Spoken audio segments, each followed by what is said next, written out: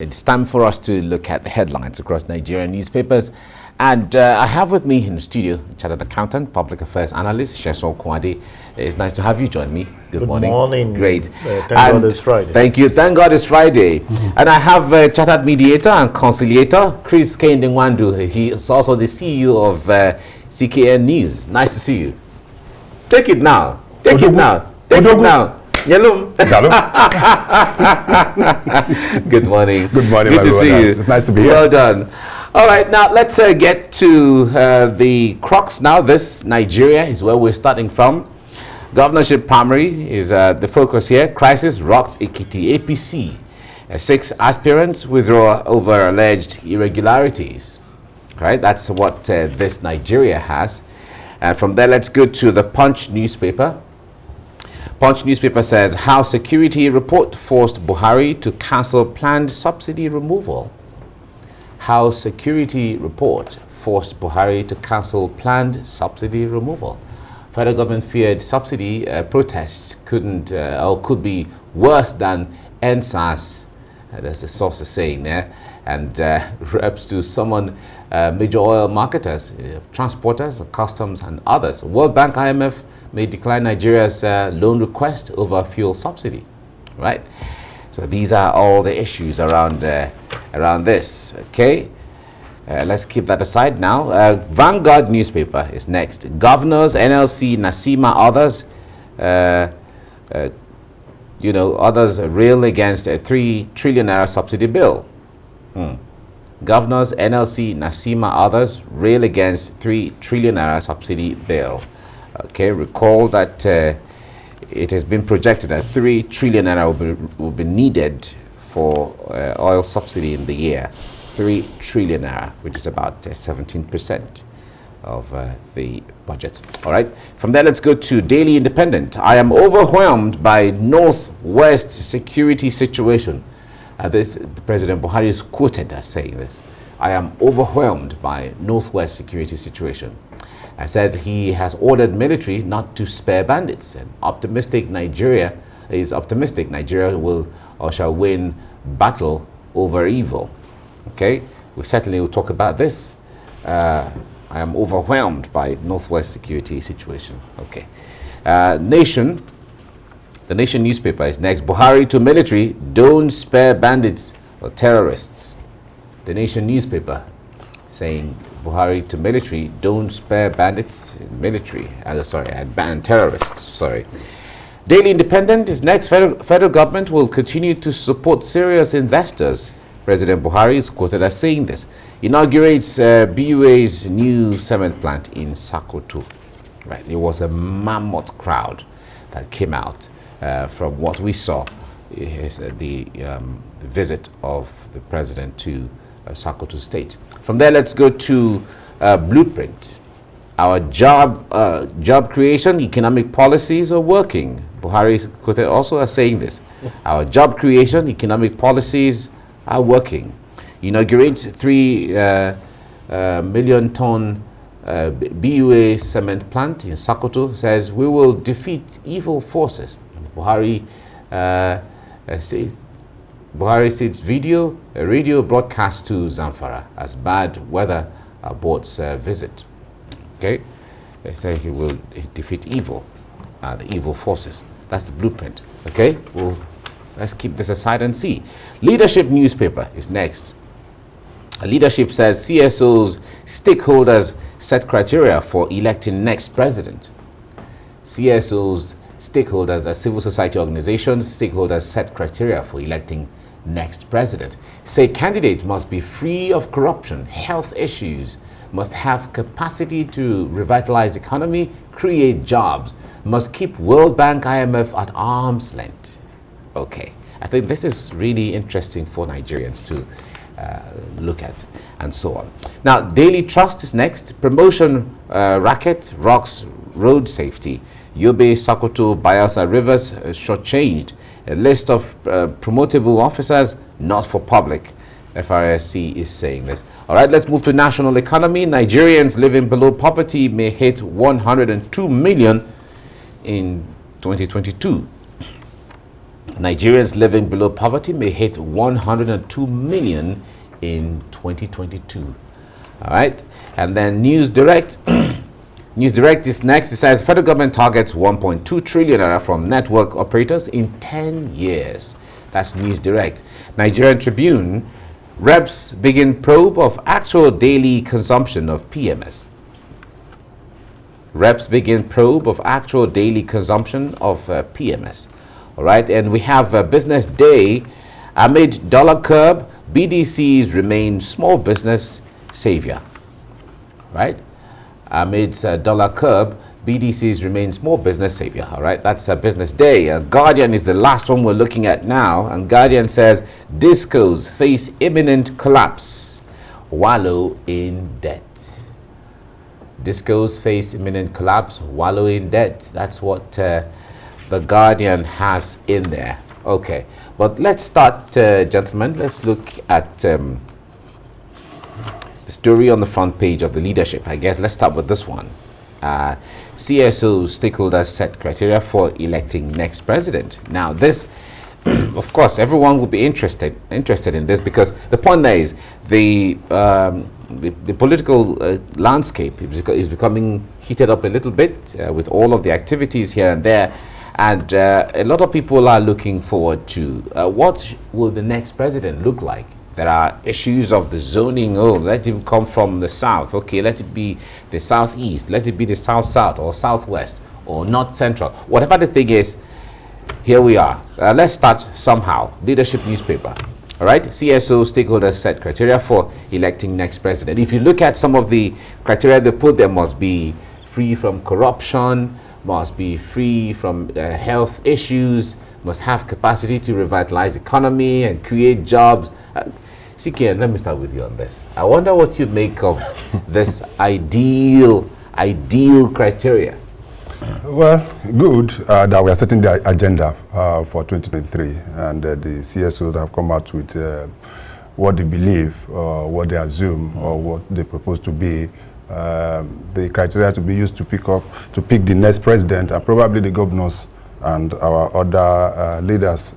Good as it looks, but how would they be able to do that? That is the issue. So if you say that somebody that is not corrupt, well, if you say I'm corrupt and I've not been charged and I've not been taken to court, it's the only court that will determine whether somebody is corrupt or not. So if the court haven't said that, then there's nothing you can do. And the person is free. It's free. So that is so from the point of the law, so you can only be I'm telling you. You can only be assuming. Exactly. So if the court has not pronounced anybody as being corrupt, there's nothing. The issue of health is God that gives health. But I would want to believe that anybody that thinks that he wants to go for offices should be able to determine first and foremost whether I have the capacity, am I healthy enough to be able to do that, because that in itself is also a challenge, because ability to deliver on the deliveries and promises also depends on your capacity to be physically and mentally and psychologically ready and off for that. So well and good, but if a doctor doesn't come to certify that you are exactly that is another exactly. You understand what I'm saying? So all those things are, it's not just rhetoric, it's not just waking up and say, oh, we are going to do that. Yeah, you're talking about IMF, you're talking of what are you going to do about IMF? We agreed. You say they will not. If you keep IMF and World Bank at arm's length, are you going to be a fair state? How possible is that? Are you going to say that you are not going to do with IMF, we are not going to deal with a World Bank and all basic, not the World International Financial Institutions and the rest of them? What I think we should be doing now is job to asking questions and asking them to give us what they can do. And then we have a template of measuring whatever they promise. That has always been the issue. Yeah. All the promises that are made in 2015, all the ones that are made in 2019, have then been fulfilled. Those are the things we'll be using to challenge whoever is coming in. So in 2020, then we should have a way. Mike, you're also a lecturer. That's what is called a marking scheme. Yeah. You understand what I mean? Yeah, that's what is a marking scheme. So if you say that there's a benchmark, you should be able to. Everybody. So anybody, because whether I like it or not, close to about 60% of the so-called people you are going to elect in 2023 are already on the seats now. Yeah. So all to have that benchmark to be able to use the marking scheme to be able to look at what they've done and look at the parameters and we feel that you are not delivering. Oh well and good, then we ask you that. So those are the issues we're looking at. All right. Now, so the point is, when it comes to campaign promises, of course, anybody who is going to make involved in any campaign must make promises. You must promise the people, I will do this and do that. Now, the difference between the promise and the implementation when you get in is totally a different thing. In 2015, everybody was, in fact, the minds of every Nigerian would tell other Africans, just give us 1 year. You will see where we will. Exactly. You know, every Nigerian was so optimistic and all of that. You understand? But whether the situation became the case of the promise is totally a different thing. But the point there is, how do you determine that this person who promised this is going to do what he said he's going to do? I will take it from where Sesan stopped. You know, he said as a lecturer, maybe I'll take it from the business perspective. All right. There's what we call KPI, and that is used for everybody to measure your performance. But the problem we have is before they came in, they said the promises, which we can use as KPI to measure them. But you've already been bribed. You've mortgaged yourself. They've given you Indomie and a few cups of rice. And those that they feel that are bigger than Indomie are already having few contracts to say. So how will you be able to challenge or say the person is not performing? If you look at the promises we got in 2015 and 2019, Mike, US should be following us by now. We should have people moving from US, from UK, and be residing in the country. But what have we gotten? We were promised that within the first 4 years, we'll have refinery, 1 per year. In fact, there was one from the Minister of Information, who was the spokesperson for APC then, that petrol, we are going to buy petrol for 40 naira per liter. I'm sure if you ate some of those things, you will change your mind. Your orientation, your psyche will change. But as soon as they get in, the first thing every politician does is that the line you use to reach them, even to checkmate them, they first truncate it. Access to them to even ask questions. I'm not a journalist, but you know, you and CKN, how much access do you have with these people? It's when they have something to offer, they come out. When you have questions to ask about what is going on, they even shy away from it. So how do you measure such thing? And when you look, because they understand too, that the process of recalling is expensive. Yeah. It's not something you can come by easily. So the next thing they do is, whatever you like, I will still do this, finish my 4 years. You may not give me the opportunity to come back, but these 4 years, I will finish it. And when the time is coming, like we're in 2022, you started seeing the gimmick. You started seeing people going, seeing the less privileged, and looking at it. And the next thing they will do, because they put you in that condition, they know what fits you at that point in time. That what you need is just to take care of your stomach. They start settling it now. You know, as at last day, we are complaining that there is COVID. I'm sure you know that till now there's still COVID. There's still but COVID. Now we have funds flowing here and there. And people are saying that I think the economy is picking up. Economic is not picking up anywhere. It's just people that have actually decided to keep this money out, decide to push small out for people and feel that they are relieved. The area people need to look into is don't compromise your stand with your voters card. Don't sell out yourself, knowing fully well that the next 4 years you don't have any capacity or anything to do to recall these people if they refuse to do. Politicians have seen the startup, the thing that they give to you as an investment, of which they must recoup back within the next 4 years that they will be there. So these are areas that people must look into. Setting this criteria, we have more than enough. But how much of it do we checkmate on everybody? When they look at my brother, CKN, who is a lawyer, that is about to disturb them, they will call him to one side. 2 things. You like your life or you want to move on, or we should just look for maybe one good contract and just give to him. And are you saying CKN has access to a lot of contracts now? CKN. And before you know, everybody keep quiet. But that's so and I were struggling to drive down to the. I don't know where Sesan is getting his. Sesan, but not if you. He has to go to best. What Sesan? To say that to validate the fact that you know I said it now. Anyway. But these are problems that these are that our politicians understand our language. Yeah, of course. And we play to gallery each time election is coming. Yeah. But I think we should have a complete change and reorientation about this, at least to move forward. We have enough resources. We have everything to make it happen. The people are there. Let's just do the things that are needful, and I think we'll be better off for it. Stemming from that, if you see the story on the front page of Blueprint and National Economy, they're kind of related, you know, because when we are talking about what the next president should look like in one of the, look like in the context of capacity, not in the face, you know, when they're saying, okay, the person has to, there are criteria the person needs to meet and all of that. Now, Blueprint is quoting the president as saying that our job creation economic policies are working.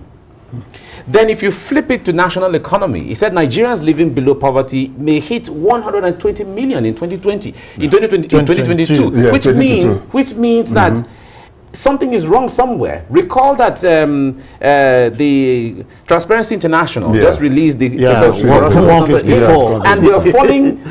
So if you look at these issues, how do we juxtapose them? It's so obvious that the president is not in tune with what is happening. If what is quoted here is what is quoted here is to go by, and you know that. Of course, it's based on facts. Yes, of course, and evidence. Of course, good. That's what I'm saying. Good. So, if based on what the president is saying is that the economy and job creation is working, it's also obvious that the president is not in tune, or those that are advising him are not giving the right advice, because if you jeopardize that with the national economy, and saying that about 102 million Nigerians will roll into poverty within the next, in 2022 alone, this year, then it's a contradictory statement.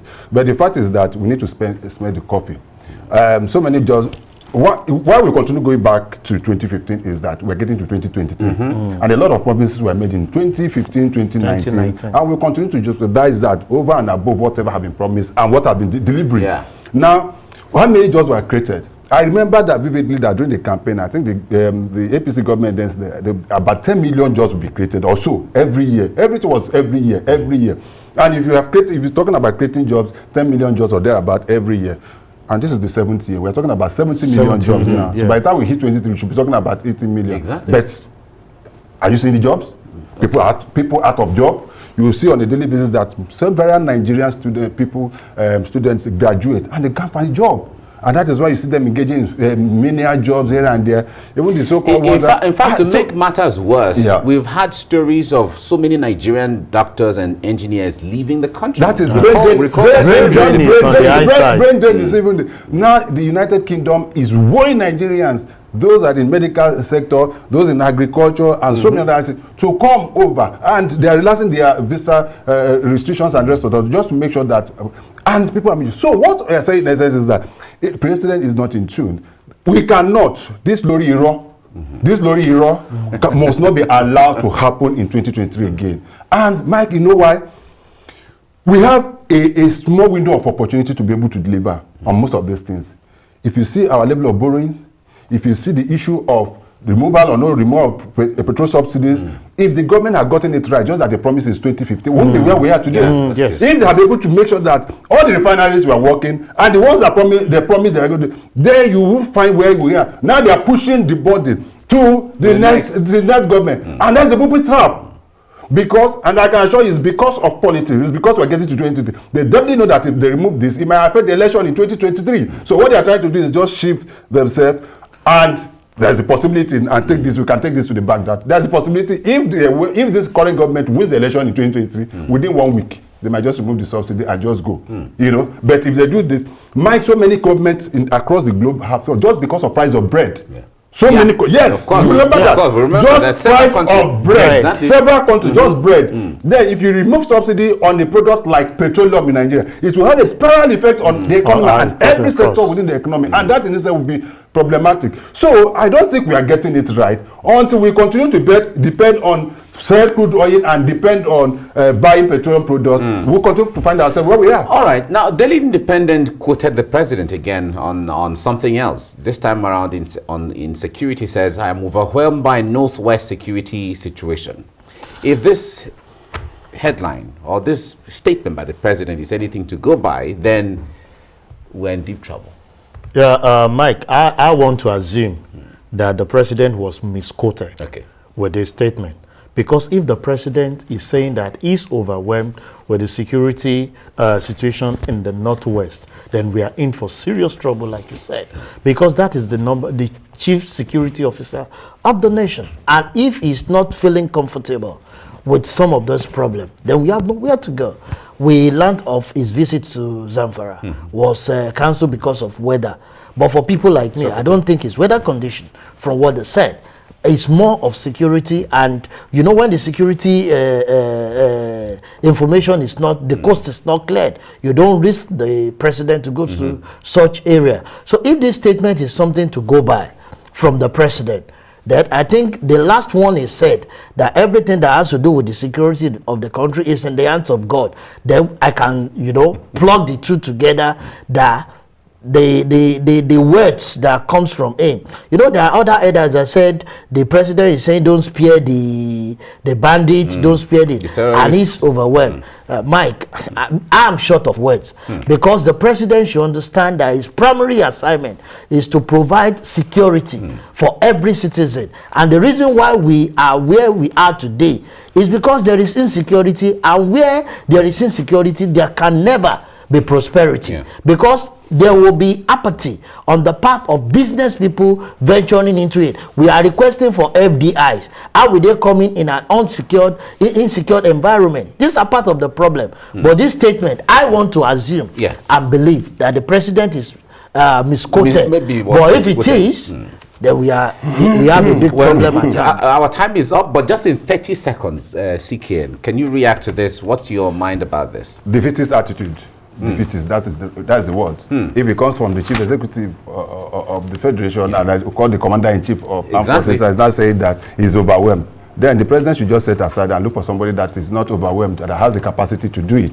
What he has said is a very, very scary statement, and that in itself can also dampen the spirit of the security agencies, because if your commander-in-chief is saying that he's overwhelmed, then there is a problem. But I don't think it's gotten to that. All we just need is to do the right thing. The president knows what to do. He's a former general, and he has the capacity to do it. Let him do the needful. Of course. Remember, the 12 Super Tucanos have been bought. Yes, and we've received the go-ahead from the U.S. to use them. Use it on anybody. Against, no, not anybody. Against terrorists. Okay, sorry. And the bandits are terrorists. Okay, Mike, I will do it.